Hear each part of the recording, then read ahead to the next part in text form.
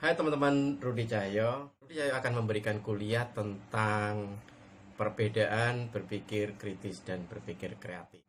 Ini penting kita mengetahui ini karena dengan kita sadar bahwa kita itu sebenarnya punya cara berpikir yang bisa kita kelola, yaitu berpikir kritis dan berpikir kreatif, maka kita akan bisa memberdayakan dua-duanya untuk efektivitas kerja kita sehari-hari, seperti memecahkan masalah, membuat keputusan, memilih sesuatu atau membuat pilihan gitu ya.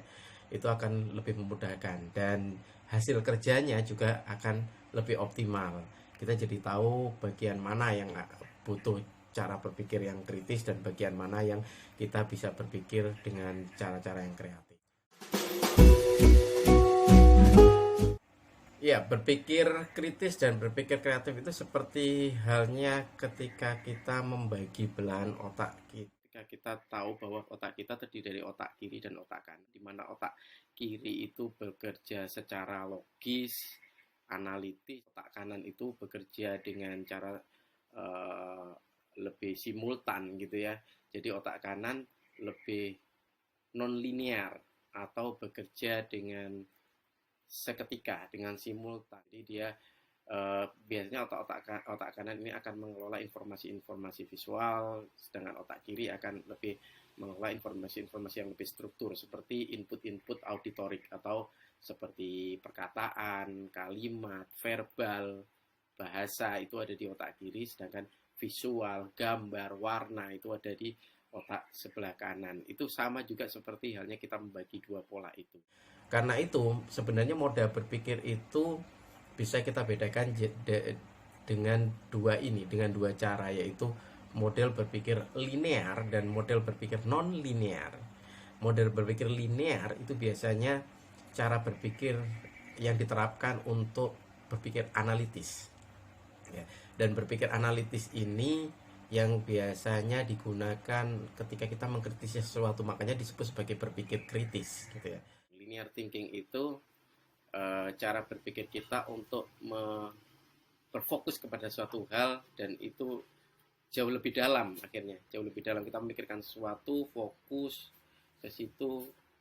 Jadi kalau dianalogikan seperti gambar ini seperti orang yang menggali dengan lebih dalam. Lawannya itu berpikir non linear atau biasa juga disebut dengan berpikir lateral. Berpikir lateral itu berpikir secara horizontal atau meluas. Biasanya disebut berpikir meluas karena dia ketika kita berpikir satu hal, maka itu akan berhubungan dengan banyak hal. Sekaligus pada saat kita memikirkan sesuatu, hal yang lain akan terpanggil sehingga akan terkait satu sama lain, sehingga disebut sebagai meluas. Jadi perbedaannya itu kalau dibuat detail itu banyak, tapi ini saya buat ringkasannya jadi 5 sehingga akan memudahkan teman-teman untuk mengingatnya, dan kemudian ini dijadikan prinsip sehingga nanti perbedaan-perbedaannya lebih detail, teman-teman lebih tahu. Nah, itu saya buatkan yang lebih simpel untuk dipahami. Ya, kita coba per aspek ini ya, perbedaannya apa sih? Nah, ini antara berpikir linear dan non linear, atau antara berpikir linear dan lateral, antara berpikir analitis dan berpikir kreatif, itu perbedaannya apa sih? Biasanya kalau berpikir analitis atau mengkritisi sesuatu itu sifatnya sangat detail. Jadi dari satu bagian ke bagian yang lain. Jadi tidak langsung satu hal terhubung dengan banyak hal, tapi satu-satu, dan biasanya detail. Sedangkan kalau berpikir lateral atau biasanya digunakan untuk berpikir kreatif, itu berpikirnya itu secara menyeluruh. Berpikirnya secara menyeluruh. Jadi lebih suka berpikir dari garis besarnya itu apa, umumnya apa, abstraksinya apa. Jadi lebih ke atas, sesuatu yang sifatnya lebih global. Itu perbedaan yang pertama. Perbedaan yang kedua, berpikir linear atau berpikir analitis yang biasanya digunakan untuk mengkritisi sesuatu itu fokus pada konten atau isi, ya.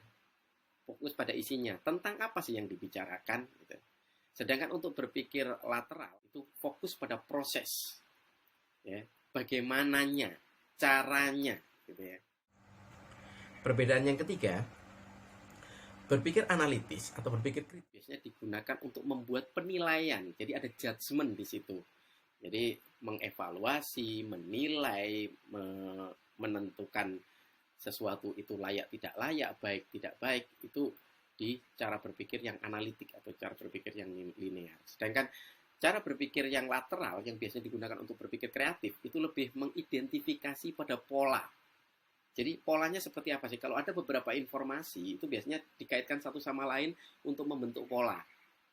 Jadi tidak menilai di masing-masing informasi itu, di titik-titik itu, tapi bagaimana keterkaitannya sehingga membentuk sebuah pola. Itu cara berpikir yang lateral, ya.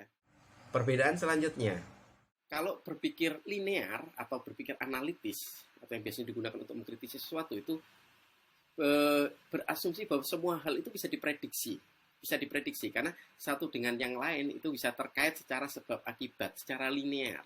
Jadi kalau satu menjadi sebab maka yang lain akan menjadi akibat. Makanya akibatnya ini bisa diprediksi berdasarkan sebabnya. Itu cara berpikir analitik, berpikir linear atau berpikir kritis, itu di situ.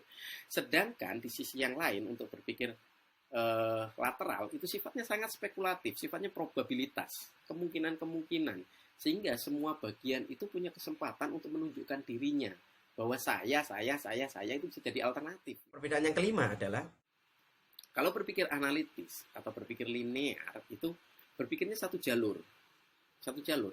Jadi namanya linear itu satu garis. Jadi berpikir dari satu hal ke hal yang lain itu satu jalur. Atau memikirkan satu hal di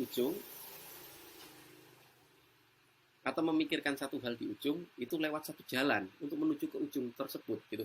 Itu cara berpikir yang linear atau berpikir analitis. Sebaliknya cara berpikir lateral atau biasanya digunakan untuk berpikir kreatif itu jalan itu bisa bercabang-cabang. Biasanya orang menyebutnya sebagai divergen atau bercabang karena memungkinkan berbagai peluang atau alternatif muncul di situ. Sedangkan untuk berpikir linear itu ke satu hal atau biasanya disebut dengan konvergen. Itu 5 hal utama perbedaan antara berpikir analitis dan berpikir kreatif atau antara berpikir kritis dan berpikir kreatif. Semoga teman-teman lebih mudah memahaminya.